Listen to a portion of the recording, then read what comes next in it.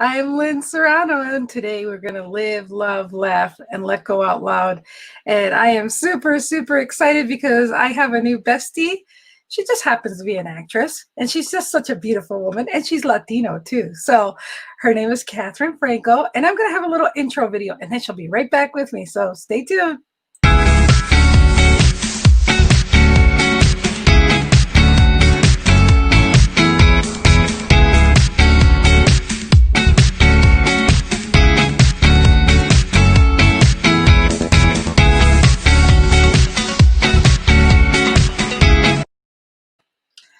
Hello, welcome, Katharine Franco, my new bestie. I love you so much.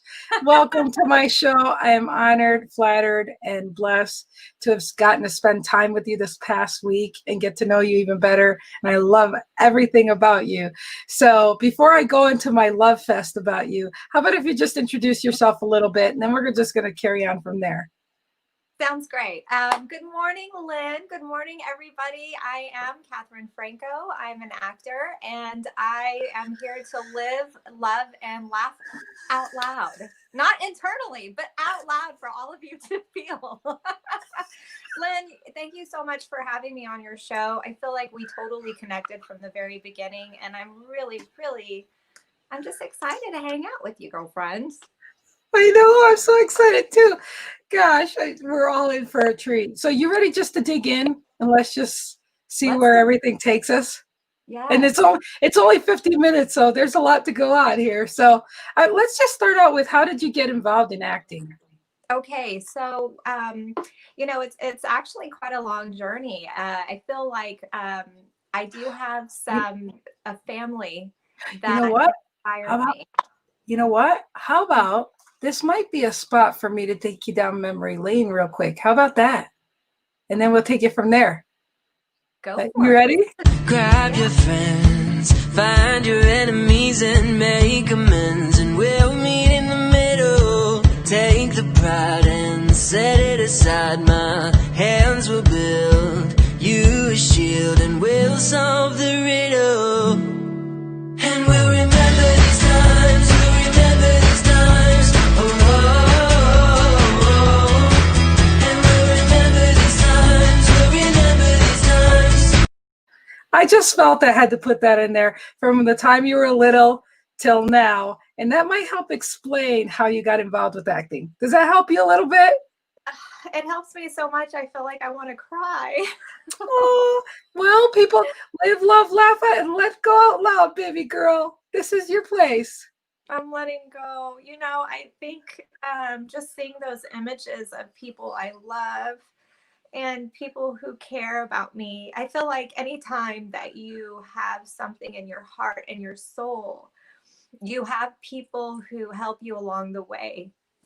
And so a lot of times, maybe it's in you, there's a seed inside of you that needs to explore this, but there are people who have influenced you, or they've planted little seeds and you don't know when they're going to sprout and grow.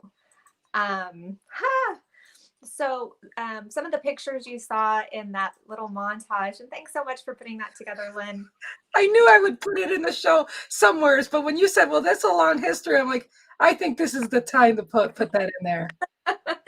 Yeah, so my grandmother, she was from Monterrey, Mexico, and she had a bunch of brothers and sisters, and all of them were lucky enough to be poets, lyricists, writers.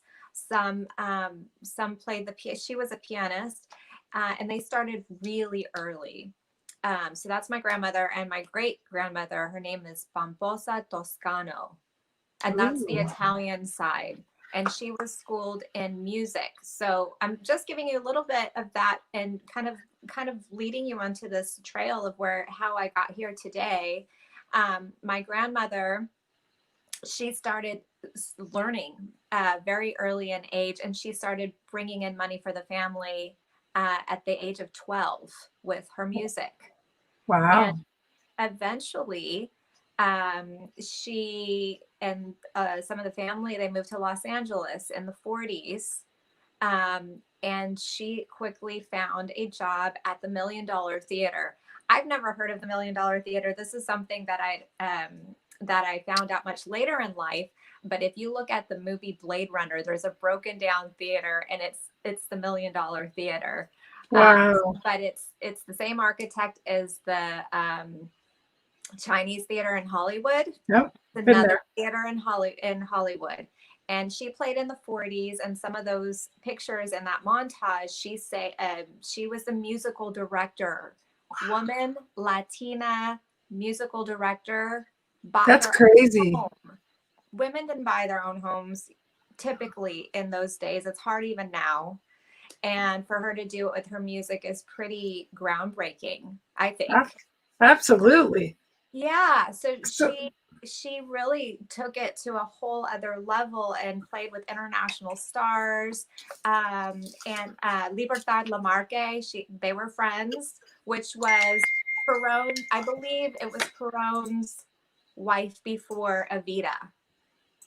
So she was hanging out with influential people at the time. And so later on, as she got older, she taught. My dad was and still is a musician. And I've always been in my mom's womb. I could hear the students coming in whenever we were at my dad's all the time. So the students would come in and I could hear Figaro, Figaro, Figaro, Figaro, Figaro. Oh. I mean, that was just normal. And you heard people performing and stuff. So this is the stuff that I grew up hearing, but I never had an inkling of becoming an actor. Wow, that's awesome. Or a performer. I became very shy because we moved around so much, but also they were such big personalities. And I just kind of was like, whoa, that's overwhelming. And so anyways, eventually down the road, I did start taking a dance class, and it just did it for me. And way later on into my adulthood, I auditioned for Evita, believe it or not. So bringing it back full circle, and nice. I did dance, the dance ensemble in French. And so, but what was funny about that is I had never done a major production before. I knew how to salsa dance. And because this was Argentinian, which I know the Argentinian dance is one thing or whatever, but there was a lot of that movement, and all of the ballerinas who were incredible dancers, and they were auditioning and they were picking up the moves really fast. And I was a little bit slower. They didn't have the move. You know what I'm saying? So it gave me an edge, and I got into the show. Yay! So that was great. And then I was so proud of it. And, obviously you can't see when you're performing yourself, you can't see you, but we were getting a lot of incredible reviews. And so my dad and Pia, my stepmom, who also is an influence for me as a child, every other weekend, because my parents were divorced, I'd see my dad, and his gig was piano on the weekends at the Spanish restaurant, where we had flamenco dancers and we had singers, and he was the pianist, and we had to sit there and be quiet or we'd get in trouble. Oh yeah. So my stepmom, Pia, she was up there with her sequin dresses and her big earrings, and she'd be up there singing, and I'd be like, wow. And they'd give us like little maracas or something, and we would just to keep quiet, we would keep tempo, And, oh my gosh. But I didn't know it was influencing me. I Right. didn't know it was impacting me at all. So it was just kind of cool. And then, you'd go home and you'd have regular life and you'd go to school and whatever. And then every other weekend you go see dad and show. And so I know that it influenced me somehow. So when I did finally step on the stage for Evita, I've said this before, all the molecules in my body, every little fiber of my being just felt so good on stage. Awesome. I loved it. And That's the short version, my friend. Well, we got lots of questions for you, girl. If you weren't an actor, what would you have liked to have been? So that's a really good question. Whenever I was in school, I really loved anatomy and physiology. It just came to me pretty quickly. I was able to learn the terminology and that kind of thing. And I really didn't know what I wanted to do. And I actually went into this place. It was a retirement home, and I helped the elderly, specifically the Alzheimer's ward. And I was a certified nurse's aide, and I would go in, make sure everyone had their medications, fed them. I'd have to shower them, clean them up, change their diapers. I'd feed them. So, and I've always had a love for older people. I think they're interesting, and they have incredible stories, and they find so much joy in little things, the gratitude, I think. Absolutely. Okay, so I thought I was going to be a nurse. All right. So this is an inside thing between me and her. So here we go. So what dialects can you talk? What dialects do I talk, honey? Let me tell you, I've got some coffee. It's delish. Don't judge my life. Okay. So I don't drink coffee. I don't care for coffee. That's sacrilege. Well, I just don't drink coffee. Oh my goodness. What do you prefer, theater acting or movie acting? But before I go to that question, I'm going to go to this. I do know that you did some commercials, and I'm not getting paid for these commercials, but what's really cool, you guys, about watching these commercials, you're actually going to watch commercials as somebody that's right on my stage. So that should be like the best commercials ever, because this is my girlfriend right here. Okay, so this is. Set them up? Yeah, you can. Commercials, just so that you know. Okay. One, it's not easy to be in a commercial always. And the first, okay, I'm just really quickly in the opener, or should you tell us after? I'll tell you after, but I'm just gonna say in the opener, the very first commercial, my hair, it's my first Beyonce moment. They actually had a fan, and my hair is blowing in the wind. And I'll tell you more about it after. Okay, so here it is. This is commercials, but remember, she's the one who's on the stage right now. So here we go. At CC's, flavor-loaded pizzas don't have to come at a loaded price. But you already knew that. Vibe and change. CC's. HP is the business of information.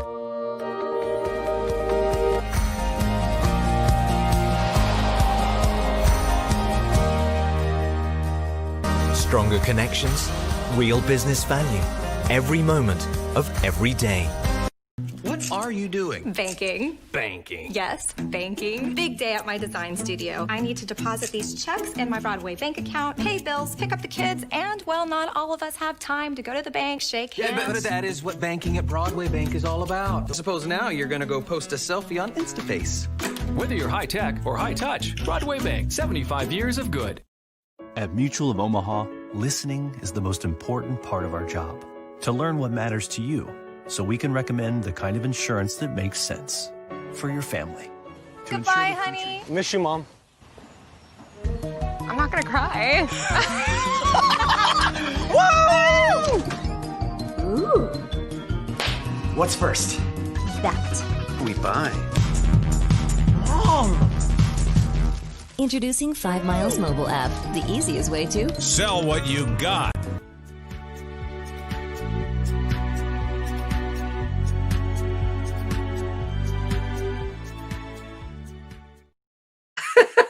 That is so cool. You guys watching commercials that Katharine Franco has made. That was pretty cool, especially the last one, though. Yeah, that was an interesting one. I didn't even know that we were going to be dressed in those outfits till wardrobe came to me and was like, here you go. And I was like, what? I was very nervous. And by the way, I had like 6-inch platform heels on. It was insanity. Because, I'm thinking, okay, I'm going to play a mom. Of course, I had khakis on and the little sweater. And then cut to that it literally was a stripper pole. No, they're called, my daughter has one. They're exercise poles. They're exercise poles. Yeah. Well, when a camera's on you while you're on an exercise pole and they give you platforms and a tube top to wear, I'm thinking my parents are going to kill me.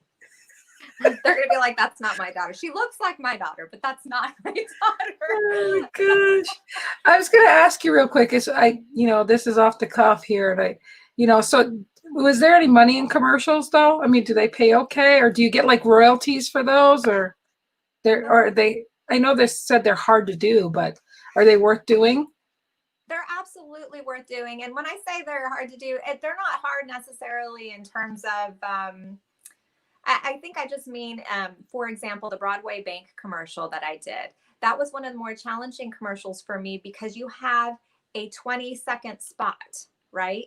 I mean, it's a few seconds more than that, but they need the intro and the outro, or at least an outro spot. So I had everything memorized. But the timing, like when I'm doing reactions for a funny little moment, like if I do or like that, I took more time doing it because it's natural, but you have to condense the time with the comedy. So I felt like I was talking really, really fast, like somebody who was an auctioneer and they're like, blah, blah, blah, blah, blah, $500, blah, blah, blah. Like I felt like I was an auctioneer. It didn't feel normal for me, but it was a faster pace and it's comedy. It's tons of dialogue. So it's a lot of dialogue in a condensed space.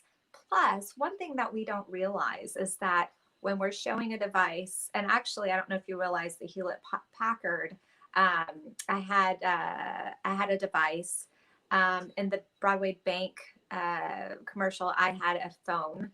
All of those are green screened. So there's actually a green piece of paper and I'm touching things that are not there. And then movie magic. So you have to, you can't see the angle. So they have to tell you. So especially with the banking commercial, it was difficult because of the fast pace, the comedy, keeping it light, going over into the device a specific kind of way, looking at him, you know what I mean? There's a lot of stuff that you don't even think. It's just fun to watch. Right. Wow, that's nice to have that backstory there. So what do you prefer, theater acting or movie acting?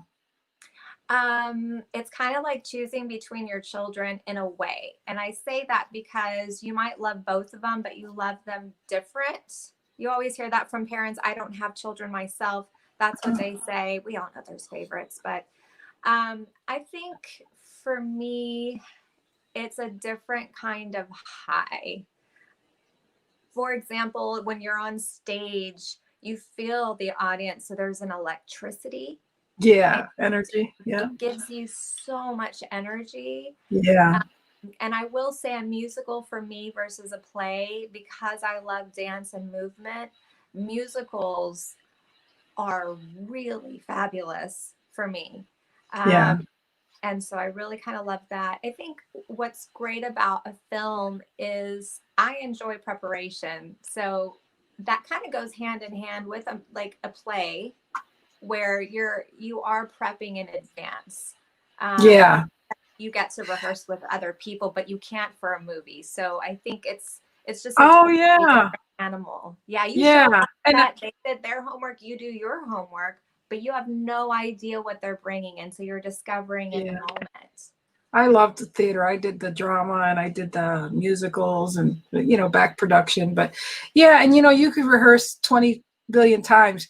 The show will come out totally different anyways. But, so, you just never know. So, and how many? I didn't know that you were theater. Were you also in any musicals or anything? I always liked hiding behind the camera. I was assistant stage manager, or I was a stage manager and assistant director, and I took care of all that stuff. But I fought tooth and nail not to be in front of the camera. So, and here I am now, right? So So yeah, no, I love production. I love create. What's that? I remember you saying behind the stage you had done some things. I just wasn't sure if you actually got to be on stage. No, I only got on stage every production at the end when they would call me to stage to bring me flowers and to acknowledge me. And boy, they used to have to come and grab me and bring me out there because I didn't want to be out there. I was just, just thinking about it makes me red. It's like, no. They're like, yeah, because I would do a good job. I mean, I did a very good job. I made my passion was to always to make everybody look good and not have the students in the back wings talking and distracting from the stage. And I was always meticulous about everything being coordinated just right and all that stuff. So yeah, it's in my blood. My teacher I had there, she was from Vassar. She taught me everything about theater. So yeah, so I was blessed with that knowledge. You always use it later on in life. You're kind of producing your own show now, and I think it's so important to bring all of those experiences with you in the next. Absolutely, it's totally full circle. Not only that, if it wasn't for her, she saved my life a lot of times. So I definitely, it's paying it forward for the appreciation she gave me for theater and critiquing things and stuff like that. So yeah. Okay, so how many? What's that? I said mentors and people who help you along the way. Absolutely. We got lots of questions, girl. Okay, let me go through them. How many films have you performed till now? Okay, so I know that I want to say at least 20. I have not counted recently, and I don't always claim all of them, Lynn. They're not some that I necessarily want anyone to see, and that's okay. Well, that's good. We're going to go through these questions because I think some of that stuff's we're going to peel the onion back. How's that? Okay, so what kind of roles do you prefer? Okay, comedy. I love comedy and bright and fun because that's just who I am. I feel like it comes a little bit easier. If I do something dramatic, I find that if I am a crusader to help others in the role, it gives me the drive and purpose for that character. But I still want, and I'm putting it out there, folks, I do want to be the next Carmela Soprano. And I could be a silly version, or I can be a real bitchy version, or I can just be whatever version you want, director. Just give me the role, or I will work for it. Don't give it to me. I'll work for it. Just there you call go. me. Okay. Just call her. Okay. Call my friend Kat. What's your personal favorite performance you've done? It's funny. I feel like, so last year, 2020, I was blessed to have a role, a very tiny featured role in the movie Redstone. And I'm going to tell you why I like that performance. I had very little to do in that performance. I think one of the reasons why I liked this particular performance so much, even though it's because it wasn't all about me being the lead or supporting lead or whatever that means. I felt like I was fully immersed in my character, and I had a scene, without giving away too much, because it is coming out on Netflix. Oh, and it's coming out on Netflix. When is it coming out? In 2021. It should be coming out this year. It's called Redstone. It was written and directed by Derek Presley. He's brilliant. He's passionate, and who's an incredible director to work with.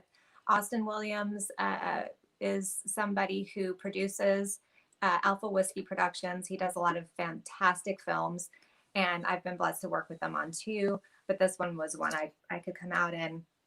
One of the reasons why I really preferred this performance was because there were major stars in it. Michael Cutlitz, who is or was Abraham on The Walking Dead. He played my father in it. And his name was Jed Haywood, or is. And then Neil McDonough, who is on Band of Brothers, and he's on Suits. He's a big name too. And so all my scenes were with them. Wow. And I had a real emotional scene, and I it was so important to me to stay focused and not be worried about stars being on set. That was my first experience with stars on set, and just staying in the moment and contributing my little moment to make the whole better. And that's really what it's about. It doesn't matter how many lines you have. It's just doing your best work to be a part of this big team. And I'm really proud of that moment for me personally. Oh, awesome. So they didn't give you a date yet when that's going to come out on Netflix this year? I don't have one yet. Okay, so 2021, I will have 2 feature films. They should be on Netflix, possibly Amazon. We're still getting all that information from production. But Redstone, check it out, folks, and Potter's Ground. Hi, Theron. So we got here. Nelson, is this one of your friends? Do you girls know the song "I Feel Good"? Oh yeah, we do. Yeah. If we would have known that, we would have did a TikTok thing, huh? We totally. Instead, we came out with this. Okay, now this is this disclaimer on what you're about to see. Neither one of us had time to prep for this whatsoever.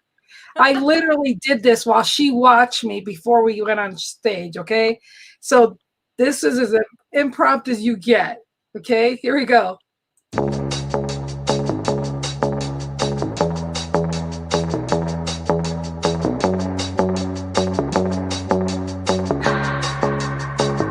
My hands on myself.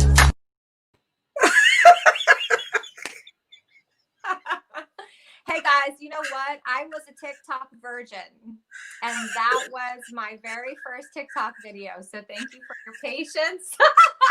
I loved all the different features that I got to play with, and somehow, you know, remember those strings when you were a kid where you would do this and then you would play with them? That little app came on, and then I started becoming a flamenco dancer or something, you know, and then I was just like, that's kind of fun. Let's just play with that. Well, that was just our quick one. I mean, but I did this one. I may not be TikTok famous, but I have never posted a video of me shaking my butt for likes. And if the beat live, you know Lil Juke made it. Yada yada yada yada yada yada yada yada yada yada yada yada. Yada yada yada yada. Do you know, I told the guy, I said, hey, I've been playing our video a lot on my podcast. I said, would you be willing to come on my show sometime? He goes, I have to think about that. That's hilarious. Can you girls play I Feel Good? You know what? We would do that, except we would be kicked off of Facebook because there's music rights. So no, we cannot do that. Sorry, we cannot comply. And we can't lie about that. We can sing it for you, but then you'd kick us off our own show. Right. This sounds so bad. Okay. We can do it. Yeah, we could. So what's been the most fun thing? Is that what he's talking about? Yeah. Knew that I would now. I feel good. That's the best you're gonna get today, folks. But we tried. Oh, good job, girl. High five. High five. Here, it's this way. Here, this way. No, this way. Here, go this way. Wait, this way. Okay. Yeah. There we go. Okay. Oh, we gotta pray. I'm tired. Which way? It's the opposite of what you think. What's the most fun you've had in your career this far, other than being on my show? Okay, so just with some of the most fun. You know what? Man, Lynn, I've had so many cool experiences. And I'm Come on. You can do better than that. Answer the question. What's that? You just put something up. Here, I said, here, you want to play it again? Come on. You can do better than that. Answer the question.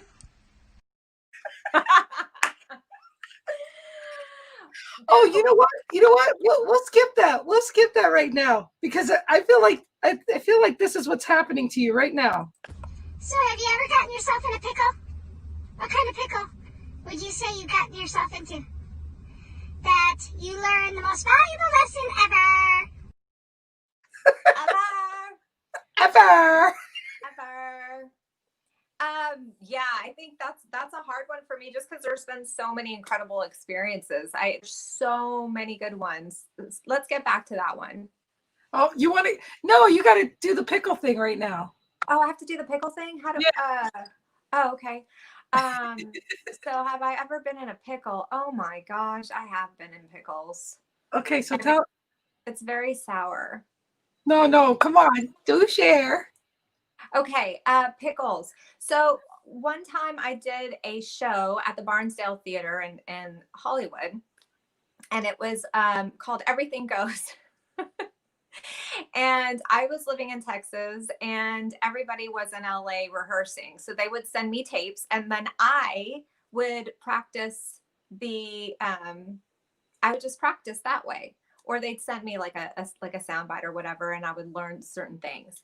So it's a few days before the show, and we're in the studio, and everyone's rehearsing, and it's not exactly the same as what I've been rehearsing constantly for like a month. And they're like, oh my God, did you not send her? Did you not send her? And I'm thinking, we are going on stage in a few days. I was in a major pickle. I was so freaked out. And I almost I didn't have a panic attack, but I was just trying to like, you got this, you got this, you got this. And I had to regroup. I was in such a pickle in that moment. Yeah, because everybody knew what was going on, and I was a little behind. And you know what? To their credit, they trusted me because I was out of state. I wasn't there for all of the rehearsals. I was rehearsing on my own, doing my own due diligence, but it worked. Awesome. I made it work. So I got out of that pickle. Yeah. I love it. Hey, Jenny Lou Rusi, she's not only a professor in theater arts in North Dakota, but she's also a comedian, and I got to meet her. And she's asking you, how do you organize your day as a working actor? That's an incredible question. I'm still working through that process. The very start of my day is always given to my morning reading. So I have morning devotionals. I do prayer and meditation in the morning and connect with myself. I think that's super important because now everything's purpose driven. I always write out a list, usually the night before, because for some reason that next morning I just feel scattered. So if I have a little bit of a list beforehand, then once I've finished my morning devotionals, I'll go through my list. I also want to say, if it's possible to get up extra early, the art is really hard to get to. So if you can get some of the artwork done, whether it's, maybe writing some funny anecdotes or whatever you're doing for your comedy show, play the piano, do vocals, go through memorization techniques that you need for whatever reason, then the day gets crazy with work, chores, people calling you, and they pull you. So everyone is fighting every day to get to their art and make a space for that. And I struggle with that myself. So that's an excellent question. And anybody who's listening and is an artist, if they have any tips, we welcome it because it's a lot. Yeah, absolutely. So we're back to, gosh, we're going to run out of time here. What has been the most fun thing about your career so far? Okay, so one of the most fun things I've experienced is working with my mentor, Glenn. And part of the reason for that is he just introduces us to a lot of incredible people. And so for me, one of the most fun experiences that I've had, and it's part of my career, it's part of me learning how to get involved with other artists and feel comfortable around people who are really already successful, as well as other people who are still just coming up, right? So one of my friends, Dave Stewart, he's a singer-songwriter. He wrote a song for a film. Glenn was in that film. It was a fantastic song about veterans and long story short, Glenn set him up with Neil McCoy. And Neil McCoy was willing, out of the kindness of his heart, to do a demo in Nashville for him. Wow. And so, plus Glenn had a movie premiere the same weekend. And so I was invited because I knew them both. I was invited to come out, and I came out, and I just got to watch a friend have one of his favorite, Is this it? No, that's something else. And I'll tell you about that one too. So many good things, so many great stories, so many incredible people. I love that quick little thing. That weekend was my first weekend in Nashville. That first weekend in Nashville, I've never been there before. I didn't even go on Broadway, which is where everybody goes to listen to incredible music. I got to go to Steve Mandel's house, where he has his own music studio. I got to watch Neil McCoy work with my friends and sing his song and watch him cry as like one of his dreams became actualized. I got to go to a movie that was on a Saturday. I got to go to a movie premiere that Sunday with Glenn and watch another friend, Major Dodge. He had a film out. And it was just an incredible experience. But what I really appreciated when I was watching these successful people, they're kind, they're giving, they want to help others. And we had a great time. And that's just what it's all about, right? That's everything. Awesome. Yeah. So Jenny Lou says here, I wish someone would create a daytime planner for actors, those of whom our primary tools are minds, soul, bodies, rather than desk, computer. What's funny is I could probably work on creating that daytime planner for you guys and put it on Amazon for you. So maybe I'll make that. But I'd probably make it from a producer and stage manager thing, because we're all make one, and you got your producer one. I got my actor or artist one. There you go. Yeah, there we go. And Jackie, happy belated birthday. Well, I said happy birthday to you yesterday, yesterday. So I love you. Thanks for being here. Okay, so let's see. I think you kind of tapped in on this one. We'll make this one really quick. Who do you look up to? And I know Glenn Morshower is one of them. I really look up to my mom. She is someone who is outside of the box thinker. She's never been she's not a follower of the crowd. Not at all. She was a hippie chick, and she married a musician in the 60s. I'm sorry, in the 70s in Los Angeles. So, she was kind of like the wild child, right? Yeah. But one of the things I appreciate about my mom is that, she has lupus, and she has taken every step on her own to learn and explore, because like I said, she's out of the box thinker. So she works with her doctors, but she does a lot of natural remedies that has helped her condition, that a lot of her other lupus friends and people, collective groups, that they help each other. Mm-hmm. But they're struggling so much. Aww. And so I appreciate the fact that she is really she creates her own path.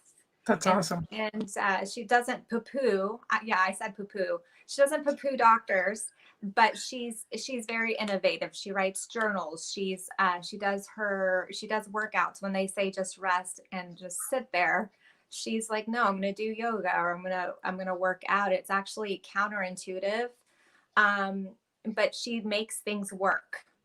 And I really appreciate that. It's not following the crowd, but creating your own path, but respecting the wisdom that is out there, right? Absolutely. Yep. Yeah. So if someone was going to make your life into a movie, who would play you?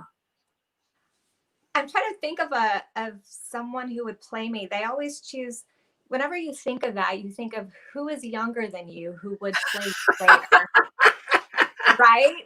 It's not somebody your own age, usually. It's somebody who's the younger version of you. Is Mandy Moore younger than you? Yeah, she's older than you. Mandy Moore. Did you say Mandy Moore? Yeah. Oh. Is that her name? She used to sing. I think that's her name. Yeah. From This Is Us. Do you think we look the same? No, maybe when she was younger, but not now. She's an excellent actress. I mean, I really Yes. like her. The only person I could think of initially was like maybe Selena Gomez, because she's younger. She's like, Yeah. There you go. Yeah. I have cheeky cheeks. She kind of has that cheeky cheek thing going on. Yep. I don't know. Let's throw that out there. Yeah. Yeah. Who do you think should play her? Okay, so here we go. Can you tell me of one favorite humorous story from your acting career? Yes. Yeah, do tell, girl. Come on. I want the dirt. Okay, this is it's okay. Hey, So we're 40 minutes. Listen, we're 40 minutes in. Half the people that you think will watch this hadn't watched it this far, and only my cool friends have watched it this far. So you're good to say anything you want. Are gonna watch this because this is an embarrassing story. No, come on, just tell it, man. Okay. So my girlfriend / cousin, we're great friends. Her name's Jensen. She came in from Los Angeles to visit me, and I invited her to come to the acting studio. I've invited my mom, my brother, anybody, and nobody ever wants to go. They're like, I don't want to go. Jensen did. And Jensen came, and I had a scene where I walk in to seeing my husband in the scene, the other actor. My husband, the guy playing my husband, is watching a little bit of porn, and he closes the laptop and he's like, huh? What? And I'm like, what are you doing? And that's the beginning of the scene, right? And then we go into this relationship type of conversation and dialogue. Okay. So I did not know that the actor, which is brilliant. We do this all the time. So we do sound effects. So we can bring like a speaker in and we'll play like a little snippet of a sound effect. So he had sound effects. Okay. So I'm like, and so he snaps it and I go, what are you doing? And so, my cousin's there. It's just that tiny moment. Well, we were directed into the scene where in a totally different direction. And I was supposed to like get into that. And I'm like dancing with them, and it's getting like a little more kinkier than it was ever planned in the scene. There's nothing, but that was the direction I was getting. And my cousin from Los Angeles is coming to watch her cousin do a scene, and I am mortified because I don't want to be kinky in front of my cousin. And it's just, it was so embarrassing. I was dying. Yeah, that happened. I love that. I love it. Oh my gosh. Okay, so let's see. What tells you the most about a person? I feel like somebody who is really respectful to older people and to their mom, dad, grandparents. Like I said, I've always loved the elderly. And so I just feel like people who really love and care for people who are older. There's Okay. About that. Okay, we've got like 7 minutes to do a crash question of these next few. Okay, you ready? Just quick questions.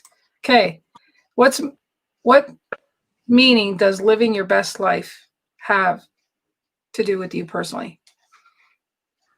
What's your best life? What's your best life for you personally? My best life is being purposeful and impactful to others. Oh, okay. And then this one is, what do you love in your life other than your family?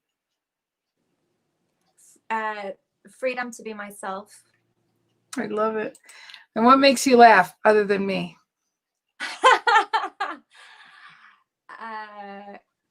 Bad dancers. Then you're gonna love my stuff. Oh my god! I stop laughing when I see a bad dancer. I love that people can be a bad dancer. I'm not making fun of. No, but it tickles my funny bone. What's really funny is I used to be a really good Latina dancer, except I was drugged behind a vehicle and I have arthritis through my whole body. So my body doesn't want to cooperate the way it used to. So I have to laugh about it. I'm like, okay, I'm moving, but I find the laughter in it. You know what I mean? Like, because I'm like, oh, I used to be able to do these moves.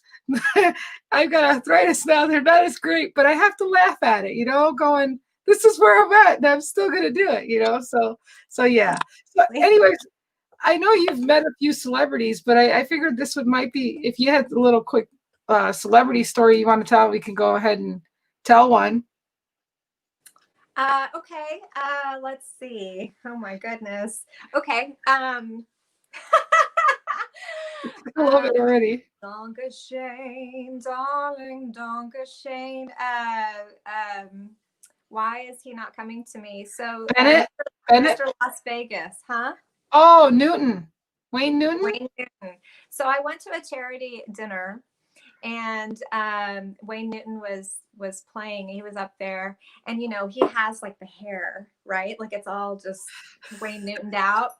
And he was taking photos with people. He was very gracious, totally cool. It was a smaller kind of a charity dinner or whatever. And so I came up to him and he was like, hi, and very welcoming. He's hugged so many people. It was like he knew what to do with me and how to pose and whatever, Mr. Las Vegas. So anyways, I'm literally in his arms. The camp, someone's taking a photo. It was just real quick. And he's like, what's your name? I'm Catherine. He's like, my wife's name is Catherine. Okay, cool. So we're in the middle of it.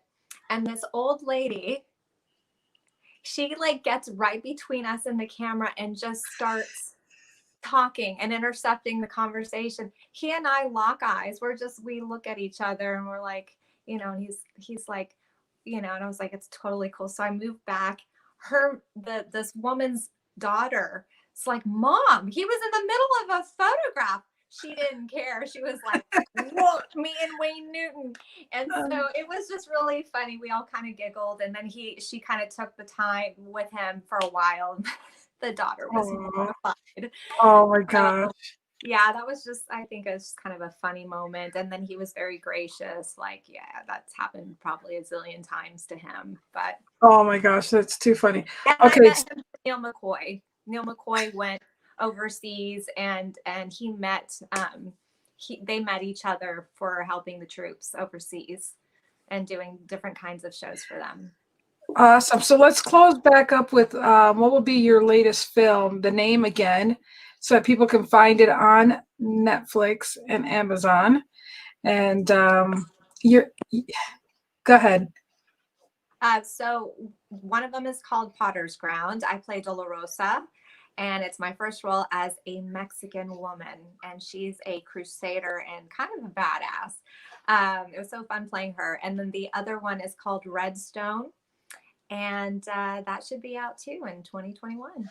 I'm so excited. I'm super excited.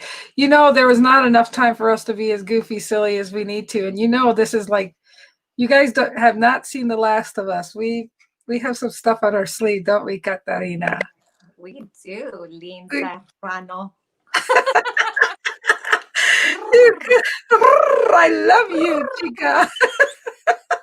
Oh my goodness. I wish I could have done the little piece. I would recommend you guys go and see Glenn Morshower and Katharine Franco in a lip sync on YouTube.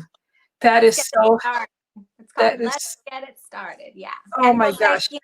Jose Quinones, who is from Puerto Rico. Oh yes, absolutely. So we will see everyone here in a little bit. Man, it's just, where did the time go, girlfriend? Where did it go? We knew it was going to go by fast, right? I know. We knew it was going to go by fast. Thank you, Lynn.